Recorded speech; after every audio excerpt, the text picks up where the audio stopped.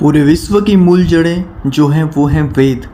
और हिंदुज़्म के लिए वेद कितना महत्वपूर्ण है ये सभी जानते हैं। चलिए जानते हैं वेद के अनंत ज्ञान का आकार, ये वेद किसने लिखे और वेदों की उत्पत्ति कहाँ से हुई, इनके अंदर क्या बताया गया है। मैं आपको इस वीडियो के माध्यम से बहुत छोटे शब्दों में पूरा बताने जा रहा हूँ। ध्यान से सुनिएगा।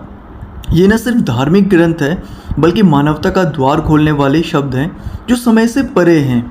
भारतीय इतिहास में ऐसे कई ज्ञान के स्रोत हैं जिन्होंने मानवता को नए द्वार खोले। वेदों को न सिर्फ भारत बल्कि पूरे विश्व में धार्मिक, आध्यात्मिक और वैज्ञानिक ज्ञान का स्रोत माना गया है। पर वेद हैं क्या? कैसे इनका ज्ञान आज भी इतना महत्वपूर्ण है? चलिए जानते हैं। वेदों का उद्भव और प्रेरणा। वेदों का जन्म प्रत्यक्ष लिखित रूप में नहीं हुआ। इनका अध्ययन श्रुति के रूप में था। श्रुति मतलब होता है सुनना, जो ऋषियों को प्राप्त होता था। वेदव्यास ने इन्हें लिखित रूप में पहली बार संरचित किया था।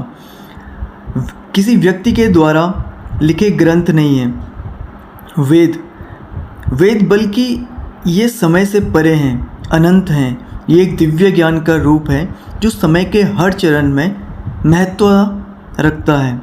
जानते हैं वेदों का विभाजन। वेद कितने प्रकार के हैं? वेदों को 4 भागों में विभाजित किया गया है। पहला ऋग्वेद, दूसरा सामवेद, तीसरा यजुर्वेद, चौथा अथर्ववेद। ये विभाजन एक सिस्टमैटिक ज्ञान का प्रतीक है जो हर क्षेत्र में उपयोग आता है। चलिए जानते हैं इनको डीप में, इनके अंदर है क्या। जो ऋग्वेदा है उसके अंदर भगवान की स्तुति कैसे करें, इस सारी बातों का वर्णन और संग्रह छुपा हुआ है। इसमें प्रथम रूप से धार्मिक मंत्रों का उच्चारण और विधि विधान लिखा गया है। दूसरा आता है सामवेद, जिसमें संगीत का सर्वश्रेष्ठ रूप बताया गया है। सामवेद में पाया जाता है जो आज भी भारतीय संगीत का आधार है। संगीत से जुड़े लय, सुर, ज्ञान, ये सारी बातें सामवेद के अंदर बताई गई है। संगीत के प्रकार, संगीत से सही होने वाली बीमारियाँ भी संगीत से सही होती थी, ऐसा हमारे ऋषि मुनियों का कहना है। स्वर से उसे स्वर ज्ञान कहा गया है। अब बात करते हैं तीसरे यजुर्वेद की। यजुर्वेद यानी कि जिसमें रिचुअल्स हैं। यजुर्वेद जिसमें यज्ञ, कर्मकांड और मार्गदर्शन हमको देता है। यज्ञ के लिए विधान और मंत्र यहीं से मिलते हैं। हम जो भी आज विधि विधान, मंत्र, ज्योतिष, ये सारी चीज़ें यजुर्वेद के अंदर ही आपको मिलती हैं। और चौथा वेद है अथर्ववेद।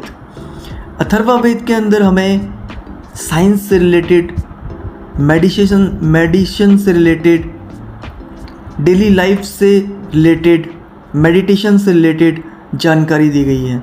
अथर्ववेद जो है वो प्रतीक है चिकित्सा ज्ञान का, तंत्र विद्या का एक समूह है जो विज्ञान से जुड़ा हुआ है। चलिए अब जानते हैं वेदों का सामाजिक और धार्मिक महत्व। वेद न केवल धार्मिक ज्ञान का प्रतीक है बल्कि सामाजिक जीवन का आधार भी है।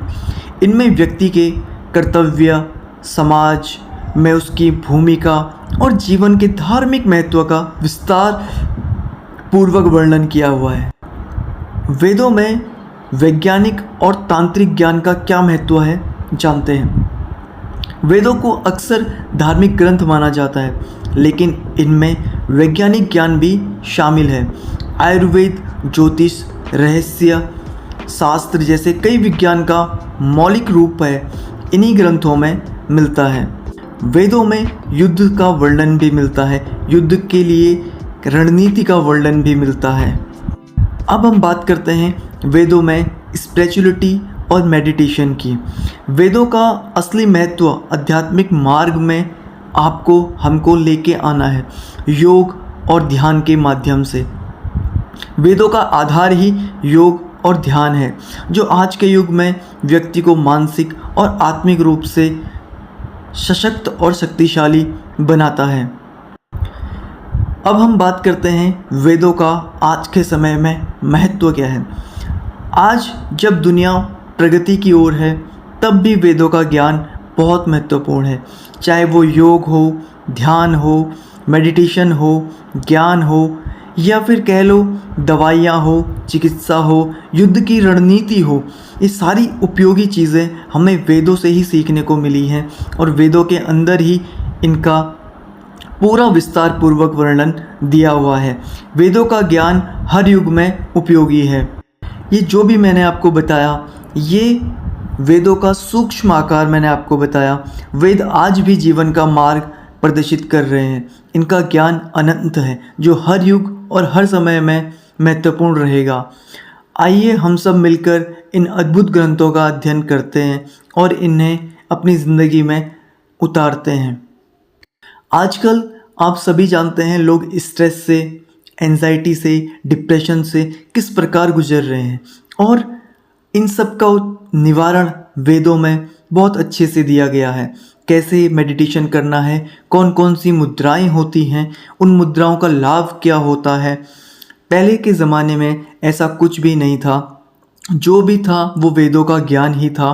उसी के आधार पर हमारा चिकित्सा विज्ञान आज इतना आगे और सक्षम हो पाया है। आप देख सकते हैं योग से, मेडिटेशन से, योग जो है वो ऋषि मुनियों के नहीं बल्कि भारत का आधार भी है। भारत को योग भूमि भी कहा जाता है क्योंकि यहाँ पर सभी देशों से लोग आकर के पहाड़ों में योग साधनाएं और ये सारी चीज़ें करते हैं। योग साधना से हमें आत्मिक शक्ति तो मिलती ही है, मानसिक शक्ति भी मिलती है। ईश्वर का स्वरूप, ईश्वर की बनाई गई संरचना, इसका भी हमें ज्ञान मिलता है। तो वेदों में बहुत कुछ छुपा हुआ है। दोस्तों, अगर आपको ये वीडियो पसंद आया तो आप इसे लाइक, शेयर और सब्सक्राइब ज़रूर करके जाएं और ऐसी ही वीडियो को देखने के लिए कमेंट करें अगली वीडियो आपको कौन से टॉपिक पे चाहिए। धन्यवाद।